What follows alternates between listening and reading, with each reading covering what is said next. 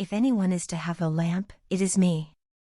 In a quiet place, the vizier made his first wish. "Genie, do as I say. I want you to take Aladdin's palace to a faraway place in the desert that no one can find."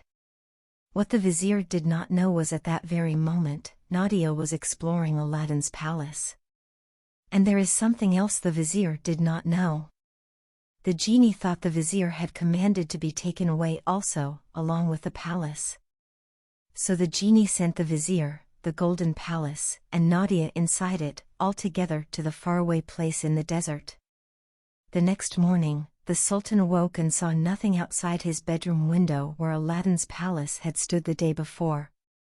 The next moment his servants rushed in, announcing that the princess had disappeared. Furious, he called for Aladdin. "What have you done?" he yelled in a rage. "Because of your magic tricks I have lost my daughter. You must bring her back to me in 3 days or it will cost you your head." "What have you done?" he yelled in a rage. Aladdin thought he would simply use his second wish and the genie would bring back the princess and the castle too. But his magic lamp was gone. He looked everywhere. In despair, Aladdin could do nothing but to leave the Sultan's palace on the white horse he had ridden on. Sadly, he rode from town to town, but no one knew anything about a palace that had appeared overnight, no to mention one with a princess inside. You may wonder, where was the true princess all this time? Dressed as a servant girl, she had crept out of the palace the very day she had switched clothes with Nadia. Down to the marketplace she had gone, and there she met an aging merchant.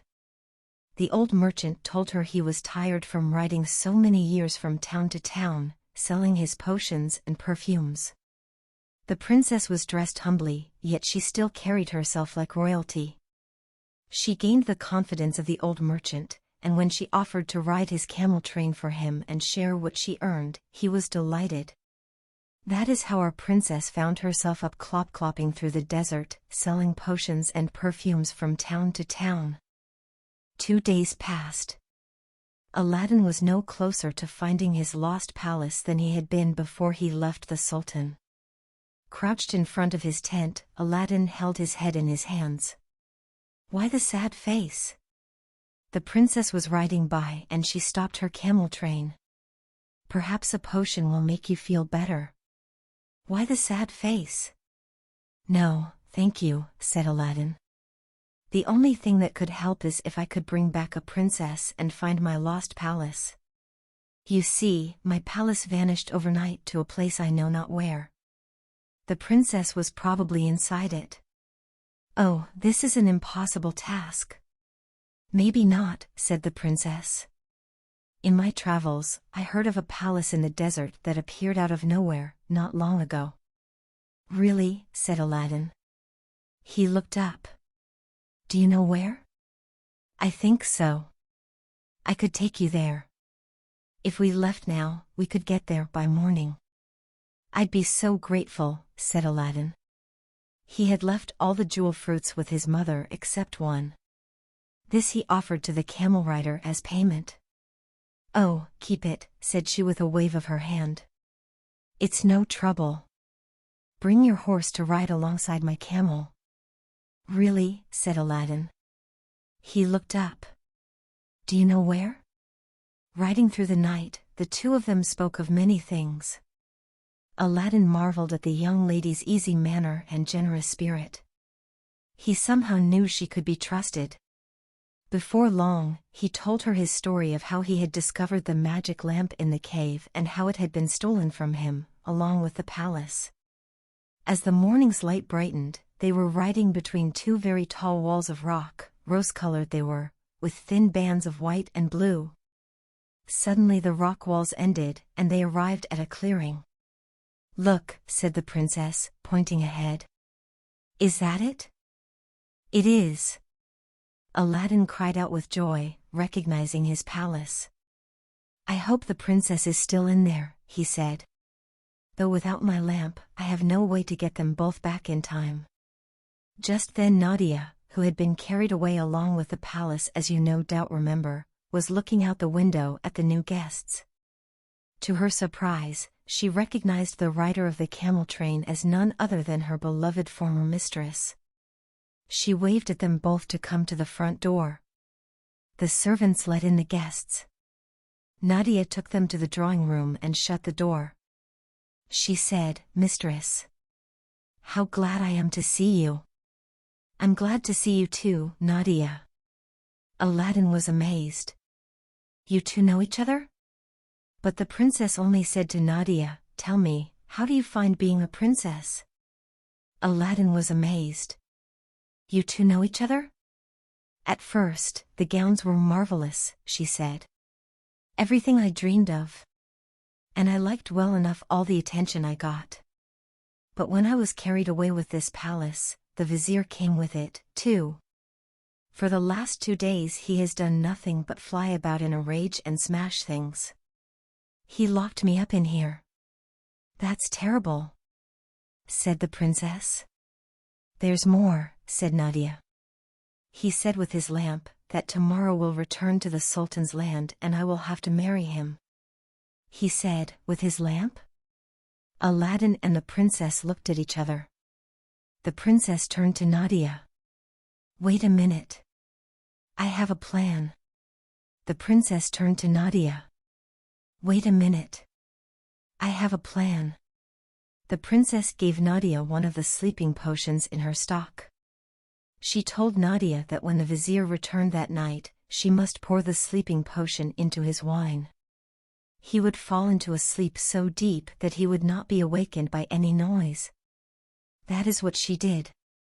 When the wicked man was snoring, Nadia, the princess, and Aladdin searched everywhere for the magic lamp. At last they found it. "The lamp in his hands again," Aladdin said. "Now I can make a second wish. I am going to wish for this castle and everyone in it to go back to the Sultan's kingdom, except for the vizier." "Wait," said the princess. "Leave me behind, too." Aladdin urged her to come with him, but the princess would have none of it. She liked too well the life of freedom she led. Aladdin did not like at all that she would be left behind with the vizier. But she assured him the vizier would not awaken for hours, and she would have plenty of time to get far away.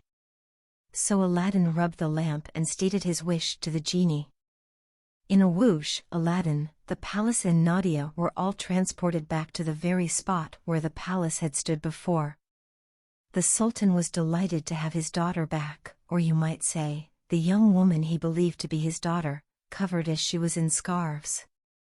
"We will hold the wedding in 3 days," the Sultan said to Aladdin.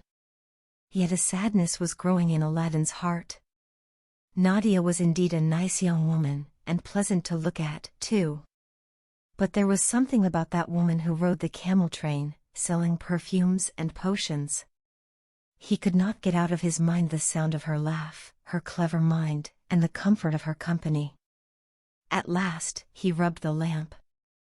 "Master," said the genie, "is it mountains of jewels you want for your third wish, power over all the neighboring lands, or the strength of 100 men?"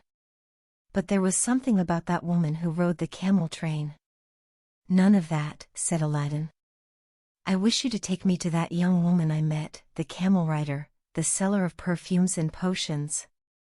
"But master, this is your third and last wish," said the genie. "What if you were to offer this woman your heart, and she didn't choose you back? You'll miss your chance to marry the Sultan's daughter and become a prince." "I don't care," said Aladdin. "I must share with her what is in my heart. Whatever comes of it, so be it."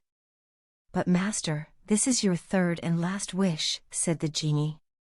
So Aladdin made his third and last wish and was taken to the true princess.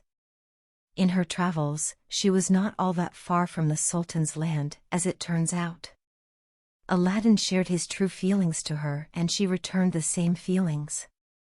She told him her story, that she had been born a princess but now was happier living as a traveling merchant. Aladdin said he wanted nothing better than to spend the rest of his days with her by his side. And so they agreed to marry and together ride the camel train, selling potions and perfumes from town to town. Then, such surprising news! Aladdin and the princess learned that the sultan had suddenly died. Said Aladdin to his new bride, "Since your father is gone, would you return now to your father's palace? We could rule the kingdom together, side by side." As a last goodbye to their life on the camel train, Aladdin and the princess mixed a very special magical potion. In a cloud of smoke, a magic carpet appeared. And on this magic carpet Aladdin and the princess flew back to the palace. Nadia was very pleased to see them. She gladly stepped down to serve again as lady-in-waiting to the princess. For the rest of their lives, Aladdin and the princess ruled the kingdom wisely and well. And they lived happily ever after, as should you. Thank you for listening. See you at the next bedtime story. Bye.